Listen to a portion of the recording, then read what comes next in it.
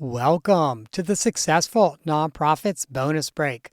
I'm your host, Dolph Goldenberg, and in today's bonus break, we are going to be talking about how to fire a board member. So, if you have ever wondered, hey, how do I actually get rid of that board member who just isn't meeting expectations, or even worse, is actively damaging your organization? My friend, you're not alone. You are not the only nonprofit leader who has wondered that. In fact, I get that question a lot, and I will be covering just that very topic in today's bonus break. The bonus break is a short episode you can listen to while taking a tea break and get the added bonus of making you and your nonprofit stronger. And in case this is your first bonus break, let me just remind you that I'm a consultant, a coach, and a confidant for leaders at small and large organizations across the country. I bring 3 decades of leadership and consulting experience, building, growing, leading, and yes, repairing nonprofit organizations. And in today's bonus break, I am going to share with you 3 routes or ways for terminating a board member. And I'm also going to be talking about that important who, not who are we going to be terminating, but who is actually going to be having that difficult conversation with the underperforming or disruptive board member. Before I get there, though, let me just share a really quick story with you that comes from very early in my first tenure as an executive director. I had a very difficult board member, and this board member was difficult from my very first day. In fact, he came in, he sat down with me, and I'm not making this up. He slid a sheet of paper across the table, and he says to me, "These are the people who you need to fire this week." If you could see me, you'd see that I'm smiling because there's no world in which a board member should be handing me a sheet of paper on my very first day saying, "I've made a list of people for you to fire this week." That is a problem. And let me just share with you, friend, the relationship went downhill from there. Of course, I had to set some boundaries with the person, but he had really poor boundaries. He would come into the center, literally, sometimes screaming, sometimes actually coming to find me and screaming about something that he was just incredibly upset about. He was disrespectful to staff, he was disrespectful to other board members, and frankly, we had to set some boundaries because he was tearing the organization apart. When you're faced with a board member like this, you have to make a decision. And it's not, should we terminate this board member or should we not terminate the board member? The decision is actually, how should we be terminating the board member? And there are 3 ways to do it. The first is my least favorite way, and it's what I refer to as the passive way. Essentially, it's to say, this board member only has 3 months or 6 months or a year left in their term, and let's just let them finish out their term and then not renew it. That is not my favorite way for a few reasons. First of all, if you have an underperforming board member or if you have a disruptive board member, they are going to be continuing to pull down your entire board and your organization for as long as they are on the board. And so it is important to act swiftly and not just say, okay, we're going to act on this sometime in 3 months, 6 months, 12 months, or maybe even longer. The other reason that I think it's important to not take that passive route is because it puts off the difficult conversation. And once we put it off, it gets even harder to have that conversation. After all, how do you sit down with a board member as part of the nominations process and say, this thing you've been doing for the last 2 years, well, we know we've not talked to you about it, but now we're just not going to renew your term. The second way, honestly, is my favorite way, and that is the direct and compassionate method. And that's really where somebody, here's where we get to the who, that somebody should not be the executive director and should not be a member of staff. That somebody needs to be the board chair or the governance chair. And if the person at issue is the board chair or the governance chair. It could be the vice chair, it could be the treasurer, but it cannot be the executive director. So somebody needs to schedule some time with that underperforming or disruptive board member to discuss their service. And in preparation for that meeting, it is critically important that you get all of your information lined up. If there are specific things that the board member is doing or not doing, you have a list of them and they are concrete. And so, for example, it's not, oh, you're causing a disruption, but it could be you come in and you scream at staff. Or in board meetings, you start pointing your finger in people's faces and screaming at them. So it needs to be concrete. And again, you can also use this with an underperforming board member. And in those cases, what you're going to bring are stats and figures.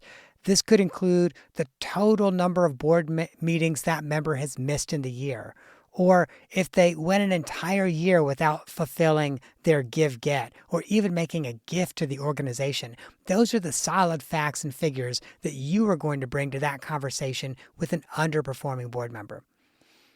Before you present that information to them, though, ask them how they're feeling about their board service. This could be a pretty self-aware person who knows that they're engaging with the board in a way that's disruptive, or could know that they're not meeting the expectations of board service.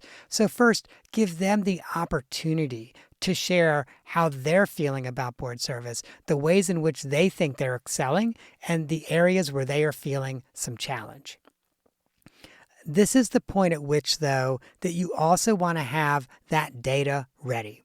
And so, for example, if I've been an underperforming board member and you're having the conversation with me about how I feel about my service, and I say, oh, I feel good about it. Well, you might want to explore a little bit more. You might want to say, well, Dolph, what about board attendance?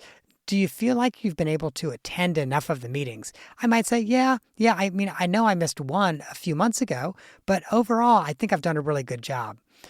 That's now your opportunity to say to me, well, you know, Dolph, I actually looked at your attendance right before this meeting, and I was surprised to see that you've missed 3 of the last 4 meetings. And that's going to open up a bigger conversation with me where I might be a little surprised. And doing that is going to create some cognitive dissonance for the board member who is missing a lot of meetings. Cognitive dissonance is simply a phrase that means the way we perceive ourselves is not the way other people perceive us. And when we realize that those two are incongruent, we have to take a step back. And normally we ask ourselves, okay, is it me or is it the rest of the world? Once you've done that, it's a good opening to ask the board member if anything's changed in their home life or their work life that they would like to share. This is also the time to ask the board member what support the organization can provide them to help them be the best board member possible. And finally, make sure you ask the board member if they are willing to either recommit or recuse themselves. And so they might recommit to meeting expectations or to changing their behavior and being a more cooperative and collaborative board member.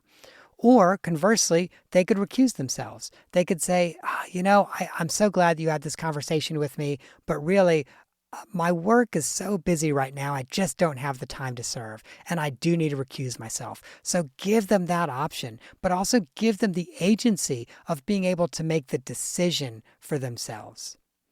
Now, as you're having this conversation, a few things that it's always a good idea to slip in. The first is acknowledge that this is a difficult conversation to have and thank them for their openness.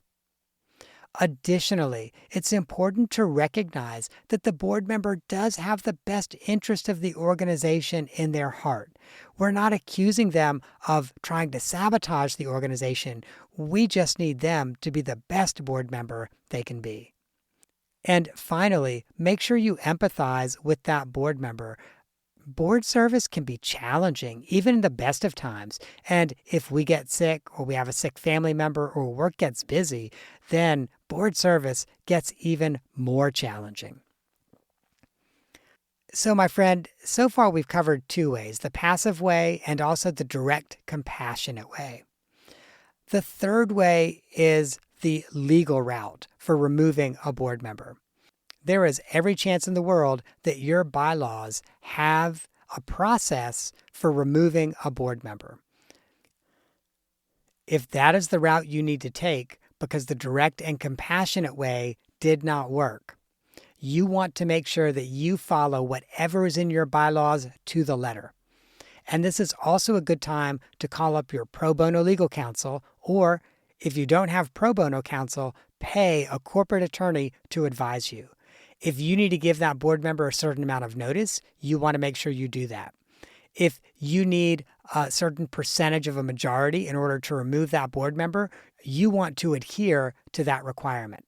So this is the time for you to dot every I and cross every T if you are going to go the legal route for removing a board member. And let me also just say, please, let's treat each other as fellow travelers on a blue-green orb hurtling through space.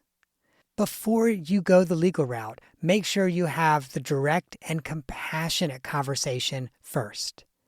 Even if it doesn't work, we owe that level of respect to everybody. I started this episode by sharing with you the story of a super disruptive board member who I experienced during my very first executive director job.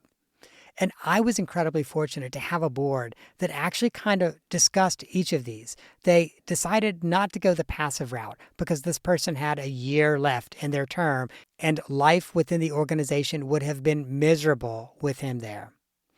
They did try the direct and compassionate route, and unfortunately, that conversation did not work. The board co-chairs had the conversation. He got upset. I don't remember whether he stormed out or not, but his behavior did not change. And ultimately, we had to go to our pro bono legal counsel and go the legal route to have that person removed as a board member. Interestingly enough, once the board removed him, we never heard from this person again. He never came in screaming again. He didn't write any letters to the editor. He just went away, and we were fortunate because he went away quietly. If you ever find yourself in the position of needing to fire a board member, please, please let empathy be your guide, regardless of the route you're going to take. Well, friend, that brings us to the end of this bonus break. I always want to remind you that you can visit us at successfulnonprofits.com.